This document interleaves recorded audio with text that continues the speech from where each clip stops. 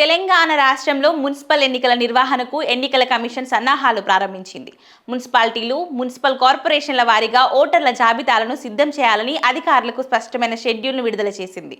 ఎన్నికల ప్రక్రియను పారదర్శకంగా, క్రమబద్ధంగా నిర్వహించాలనే ఉద్దేశంతో ఈ చర్యలు చేపట్టినట్లు అధికారులు తెలిపారు. ప్రతి పట్టణ స్థానిక సంస్థల్లో అర్హులైన ఓటర్ల వివరాలు ఖచ్చితంగా నమోదు కావాలని, ఎలాంటి లోపాలు లేకుండా జాబితాలు రూపొందించాలని ఈసీ సూచించింది. షెడ్యూల్ ప్రకారం జనవరి 1వ తేదీన ముసాయిదా ఓటర్ జాబితాను ప్రజల పరిశీలన కోసం ప్రదర్శించాలని ఎన్నికల కమిషన్ ఆదేశించింది. ఈ జాబితాలపై ఓటర్లు తమ అభ్యంతరాలు, మార్పులు, సవరణలను తెలియజేసే అవకాశం కల్పించనున్నారు. పేరు తప్పుగా నమోదు కావడం, చిరునామా మార్పు, కొత్తగా ఓటర్గా నమోదు కావాల్సిన వారి వివరాలు వంటి అంశాలపై ఫిర్యాదులు స్వీకరించనున్నారు.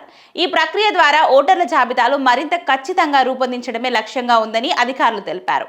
ఇక అభ్యంతరాల పరిష్కారం అనంతరం జనవరి 10వ తేదీన తుది ఓటర్ జాబితాను విడుదల చేయనున్నట్లు ఎన్నికల కమిషన్ ప్రకటించింది. ఈ జాబితా ఆధారంగానే మున్సిపల్ ఎన్నికల పోలింగ్ ప్రక్రియ కొనసాగుతుంది. ఇదిలా ఉండగా ఫిబ్రవరి నెలలో ఎన్నికలు నిర్వహించాలని రాష్ట్ర ప్రభుత్వం భావిస్తున్నట్లు సమాచారం.